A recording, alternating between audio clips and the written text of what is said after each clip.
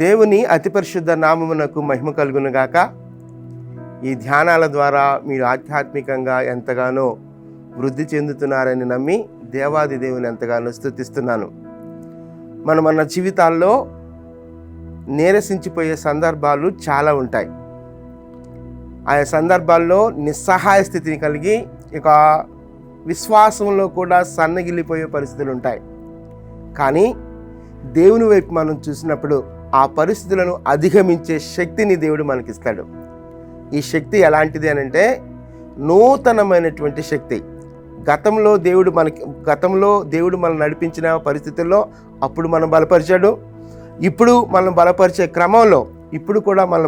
క్రమంలో గతంలో ఇచ్చినటువంటి శక్తి కంటే, గతంలో ఇచ్చిన బలము కంటే, గతంలో దేవుడు మన పట్ల చూపించిన కృప కంటే నూతన బలాన్ని ఎప్పటికప్పుడు మనం నూతన బలముతో ఎప్పటికప్పుడు మనను బలపరుస్తూ నడిపించే దేవుడు మన దేవుడు. ఆ మాటను నేను మీ ముందుకు తీసుకొని వస్తున్నాను. యెషయా గ్రంథం 40వ అధ్యాయం 31వ వచనం.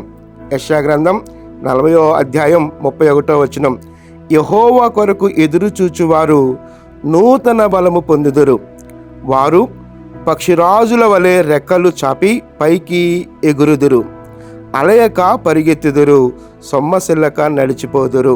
ఈ మధ్యలో నూతన బలము పొందుదురు అనే మాట నేను తీసుకున్నాను. యెహోవా కొరకు ఎదురు చూచువారు నూతన బలము పొందుదురు. గతంలో దేవుడు నిన్ను బలపరిచిన అలాంటి బలం కాదు. ఫ్రెష్, నూతనంగా దేవుడు బలపరిచే దేవుడు అంటే సమస్యలు ఎలా అయినా ఉండొచ్చు, సమస్యలు ఎంత జటిలమైనవైనా ఉండొచ్చు, సమస్యలు ఎంత భయంకరంగా అయినా ఉండొచ్చు.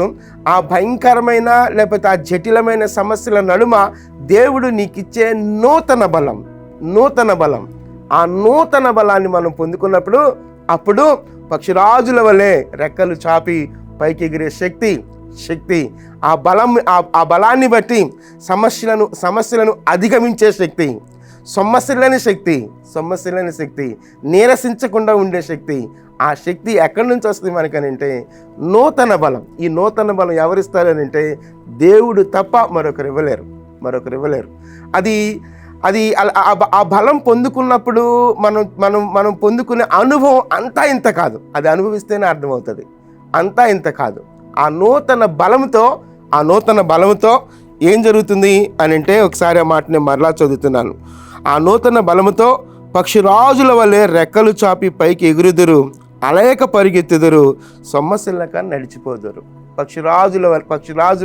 రాజుల వలె రెక్కలు చాపి పైకి ఎగిరే శక్తి. ఈ శక్తి ఎక్కడి నుంచి వస్తుందంటే నూతన బలం, నడిచిపోవడం, పరిగెత్తడం, సొమ్మసిల్లక పరిగెత్తడం. ఈ శక్తి అంతా ఎక్కడి నుంచి వస్తాయంటే దేవుడిచ్చిన నూతన బలం. నీరసించిపోయావా, అలసిపోయావా, ఇక ఈ పరిస్థితి నుంచి నేను ఎంత మాత్రము బయటకు రాలేనని చెప్పి చతికిల పడిపోయావా? అలాంటి పరిస్థితుల్లో రెక్కలు చాపి ఎగిరే నూతన బలం దేవుడు నీకు నాకు అనుగ్రహిస్తాడు. ఆయన కొరకు మనం ఎదురు చూడగలిగితే. సొమ్మసిల్లిపోయావా, అలసిపోయామా? ఈ అలసటలో సొమ్మసిల్లిపోయిన పరిస్థితుల్లో అలయక ఉండడానికి, సొమ్మసిల్లకుండా ఉండటానికి, ఆ పరిస్థితిని అధిగమించడానికి దేవుడు నూతన బలాన్ని ఇచ్చే దేవుడిగా ఉన్నాడు. ఆ నూతన బలాన్ని ఎప్పటికప్పుడు మనం పొందుకున్నప్పుడు పరిస్థితులు ఏవైనా సరే రెక్కలు చాపి పైకి ఎగిరే వారంగా ఉంటాం. ఆ పరిస్థితుల్లో చిక్కుకొని పోయే వారంగా ఉంటాం. సొమ్మసిల్లక నడిచిపోయే వారంగా ఉంటాం. అలయక పరిగెత్తే వారంగా ఉంటాం. అలసట లేదు, సొమ్మసిల్లాం. అది ఎలా సాధ్యమని అంటే దేవుడిచ్చు నూతన బలం. ఎప్పటికప్పుడు ఒకప్పుడు నన్ను బలపరిచాడు కాదు, ఎప్పటికప్పుడు బలపరిచే దేవుడు, నూతన బలముతో బలపరిచే దేవుడు. ఆ స్థితిని మనం అనుభవించగలిగితే నిజంగా మనం ధన్యులం. ఆ నూతన బలాన్ని నిత్యము మనం పొందుకుంటూ దేవుని మహిమార్థమై మన జీవితాలను నిర్మించుకుందాం. ప్రార్థన చేద్దాం. ప్రార్థన. కృప కలిగిన దేవా, మహోన్నతుడా, జీవము కలిగిన మా తండ్రి, మీ ఘననామానికి వందనాలు, స్తుతులు, స్తోత్రాలు చెల్లిస్తున్నాం. నిజమే ప్రభువా, నూతన బలాన్ని మాకు అనుగ్రహించే దేవుడో ప్రభువా.